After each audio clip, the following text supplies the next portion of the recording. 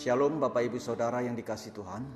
Hari-hari ini dunia sedang menghadapi virus corona yang sedang mewabah, di mana penyebaran virus ini begitu cepat, sehingga virus ini telah menyebar hampir ke seluruh dunia. Virus ini telah mengakibatkan banyak korban yang mengalami kematian. Alkitab sebenarnya sudah meramalkan bahwa wabah penyakit akan bermunculan di akhir zaman ini. Yesus sendiri menjelaskan kepada murid-muridnya tentang peristiwa-peristiwa yang akan terjadi di akhir zaman. Lukas 21 ayat 11 terjemahan bahasa Indonesia sehari-hari berkata demikian. Di mana-mana akan terjadi gempa bumi yang hebat, bahaya kelaparan, dan wabah penyakit.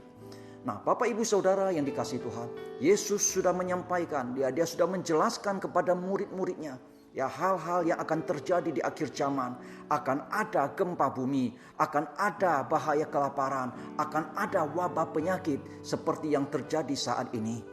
Nah, Bapak Ibu Saudara, di negara kita Indonesia, pemerintah telah menghimbau agar semua kegiatan yang melibatkan banyak orang, termasuk kegiatan keagamaan seperti ibadah, sementara dilakukan di rumah, ibadah di rumah masing-masing.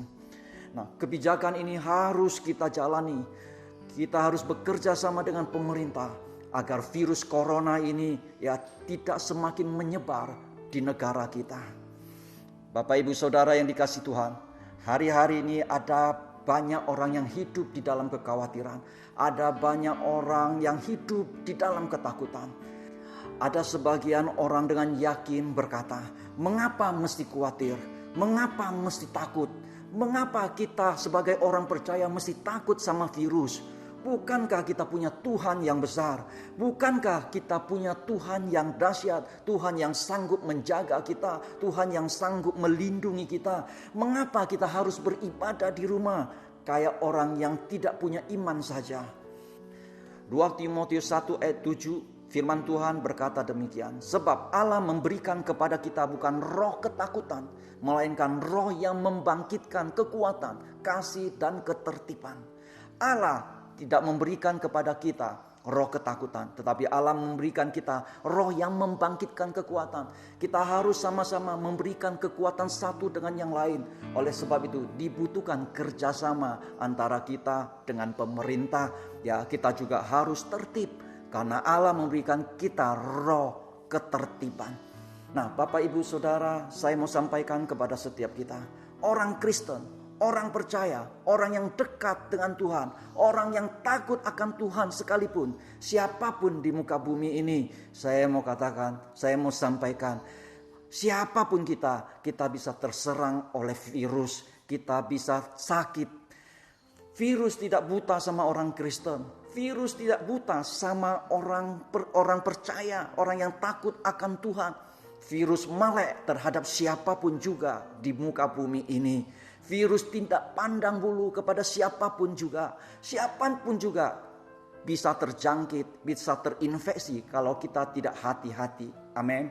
Saya ingin memberikan beberapa contoh kepada setiap kita semua bahwa orang yang dekat dengan Tuhan, orang yang percaya kepada Tuhan, orang yang begitu intim dengan Tuhan juga bisa mengalami sakit, bisa terserang sakit penyakit. Kejadian 48 ayat pertama. Kejadian 48 ayat yang pertama. Sesudah itu ada orang mengatakan kepada Yusuf, ayahmu sakit. Lalu dibawanyalah kedua anaknya, Manasye dan Efraim. Nah, kalau kita perhatikan ayat ini, Kejadian 48 ayat pertama ini, siapakah ayahnya Yusuf? Siapakah bapaknya Yusuf? Bapaknya Yusuf adalah Yakub. Yakub adalah orang yang dekat dengan Tuhan.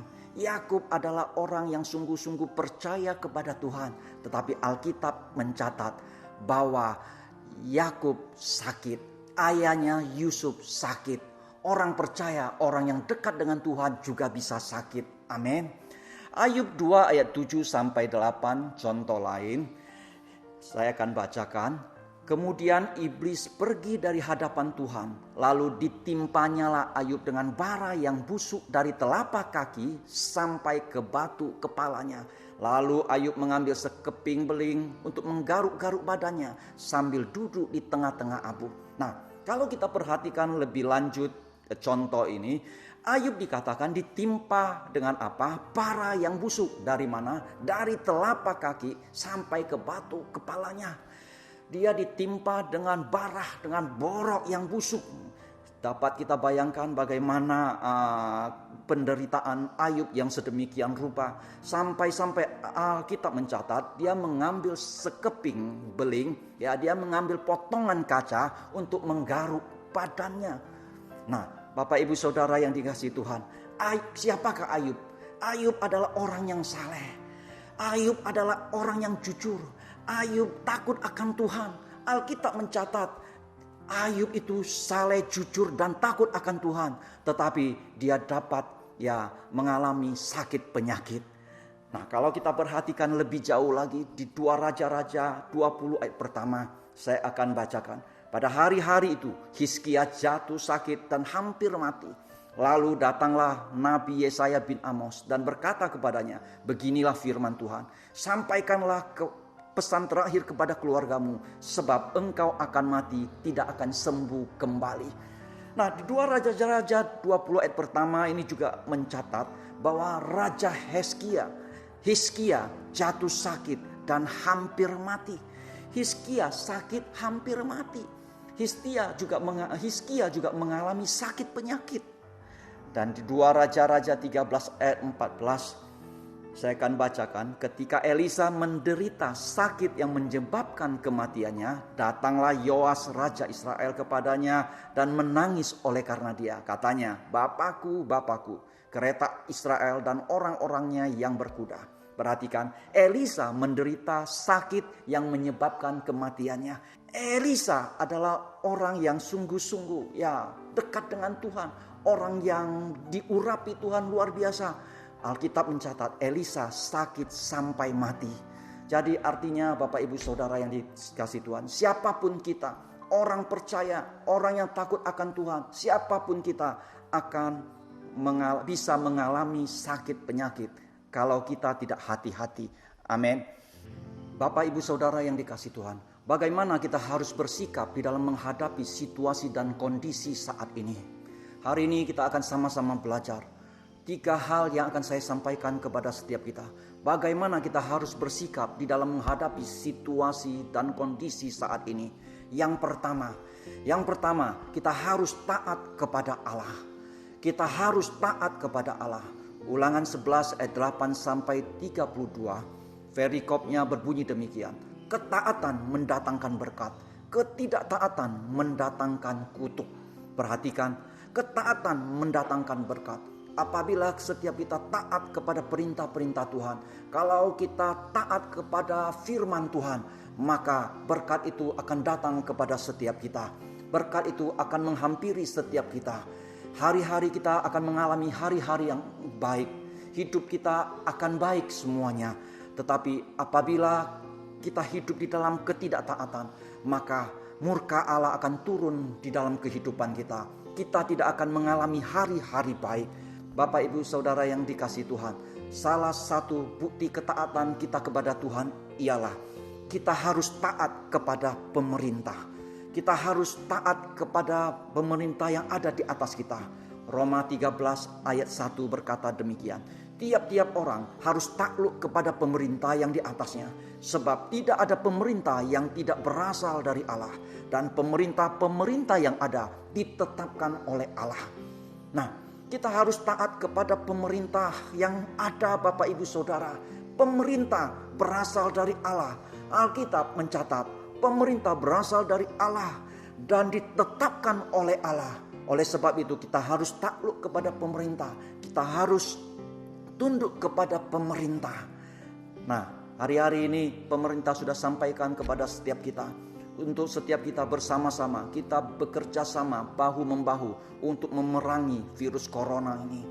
Pemerintah tidak meminta banyak kepada kita. Jauhi kerumunan banyak orang. Ya, kalau ada konsentrasi massa, ya jangan mendekat Bapak Ibu Saudara yang dikasihi Tuhan. kegiatan yang melibatkan banyak orang seperti ibadah. Saat ini kita beribadah di rumah, kita mendengarkan firman Tuhan. Ya, ibadah di rumah masing-masing. Kita taatin saja.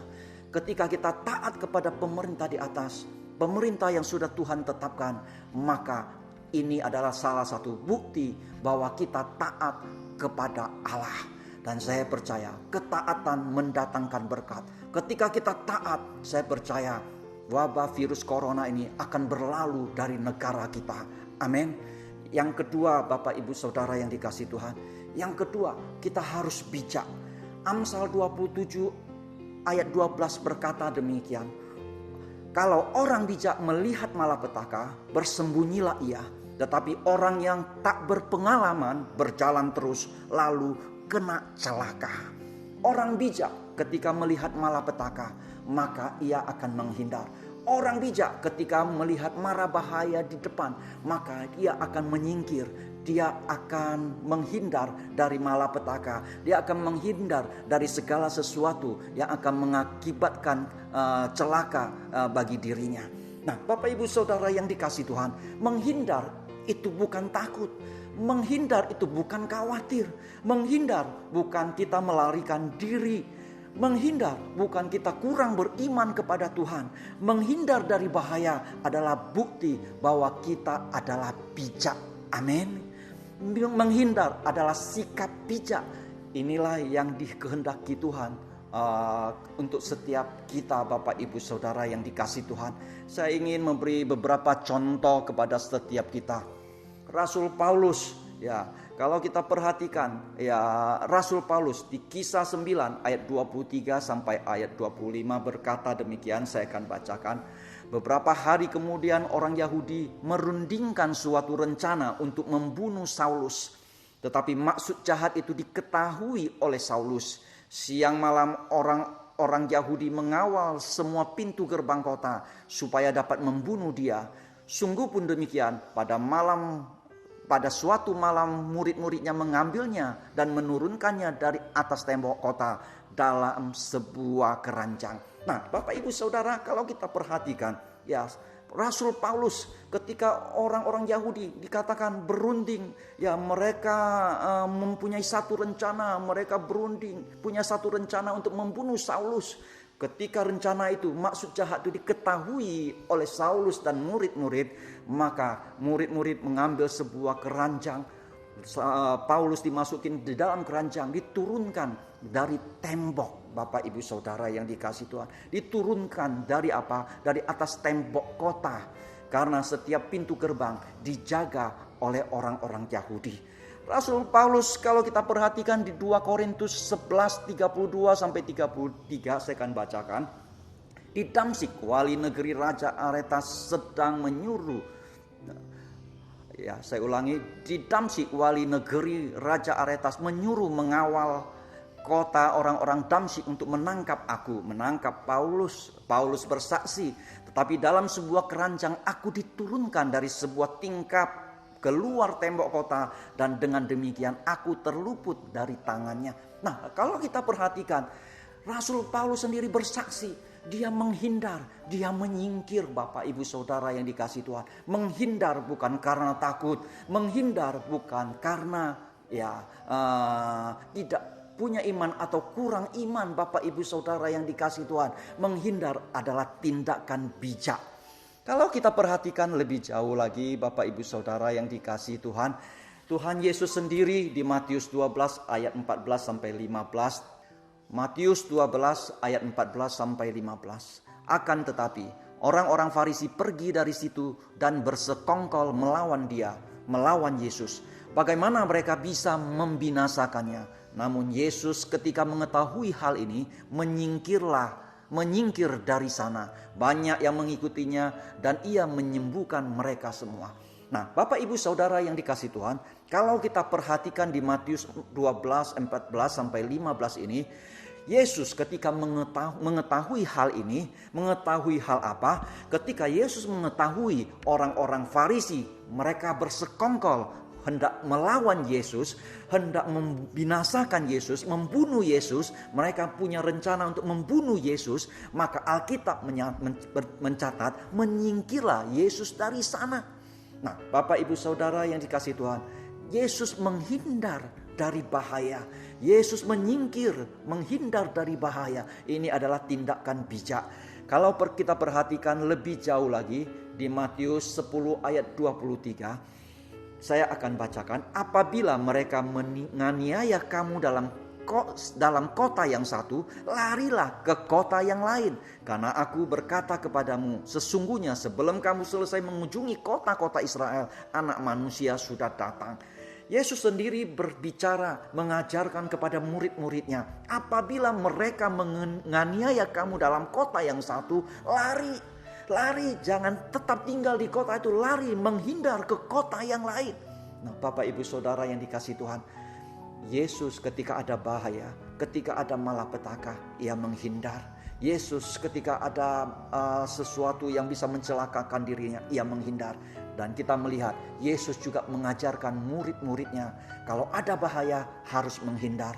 Dan Yesus juga mengajarkan setiap kita, bila ada segala sesuatu yang membahayakan diri kita, ya ada sesuatu yang bisa mencelakakan kita harus menghindar. Amin. Nah, Bapak Ibu Saudara yang dikasihi Tuhan, tiga hal yang akan saya sampaikan. 2 hal sudah saya sampaikan. Yang pertama, kita harus taat kepada Tuhan. Bukti kita taat kepada Tuhan, kita taat kepada pemerintah. Yang kedua, kita harus bijak. Menghindar adalah tindakan bijak. Yang ketiga, Bapak Ibu Saudara, jangan mencobai Tuhan. Matius 4 ayat 5 sampai 7. Matius 4 ayat 5 sampai 7 saya akan bacakan. Kemudian iblis membawa Yesus ke kota suci dan menempatkan dia di bubungan bait Allah. Lalu berkata kepadanya, jika engkau anak Allah, jatuhkanlah dirimu ke bawah. Sebab ada tertulis mengenai engkau, ia akan memerintahkan malaikat-malaikatnya dan mereka akan menatang engkau di atas tangannya, supaya kakimu jangan terantuk kepada batu. Yesus berkata kepadanya, ada pula tertulis, janganlah engkau mencobai Tuhan Allahmu.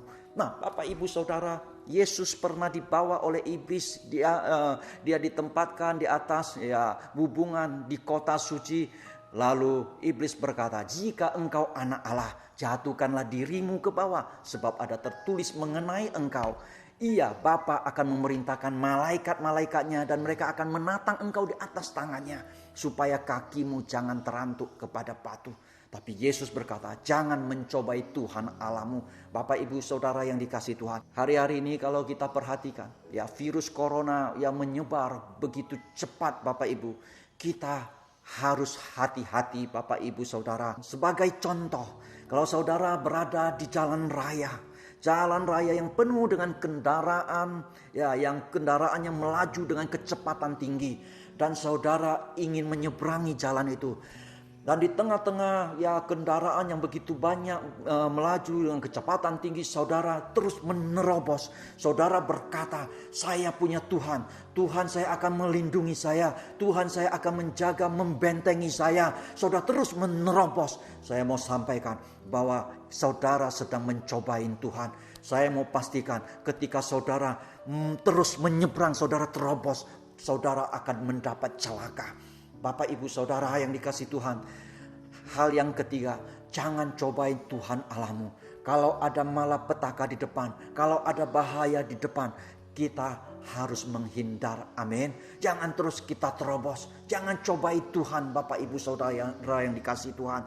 Nah, Bapak Ibu Saudara yang dikasihi Tuhan, di tengah-tengah situasi kondisi saat ini, situasi kondisi yang sangat memprihatinkan, kita harus hidup, kita harus bersikap sesuai apa yang Tuhan ajarkan kepada setiap kita, Bapak Ibu Saudara yang dikasihi Tuhan. Saya sudah sampaikan bagaimana kita harus bersikap di dalam menghadapi situasi dan kondisi saat ini. Yang pertama, taat kepada Allah.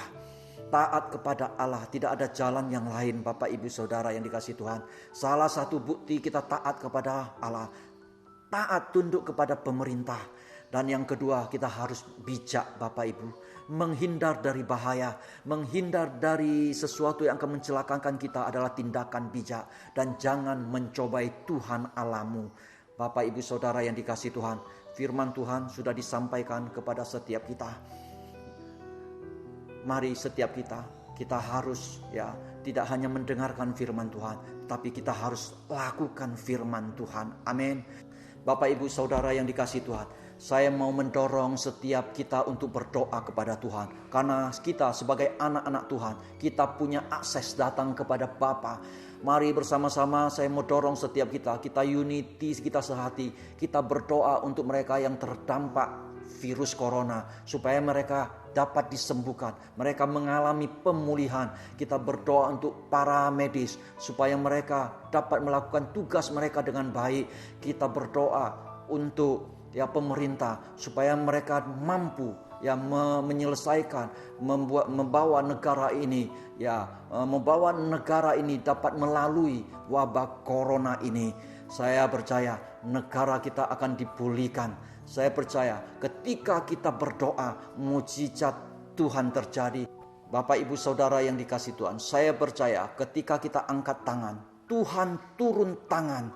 Saya percaya ketika Tuhan turun tangan atas bangsa dan negara ini, mukjizat akan terjadi di negara kita. Indonesia akan dipulihkan, bangsa kita akan dipulihkan. Kita akan dilalui dari wabah virus corona. Saya ingatkan setiap kita lebih lagi, mari cuci tangan, kita jaga kesehatan, cuci tangan, jauhi kerumunan orang banyak, jaga kesehatan, makan jangan sembarangan. Tuhan Yesus memberkati kita semua. Haleluya.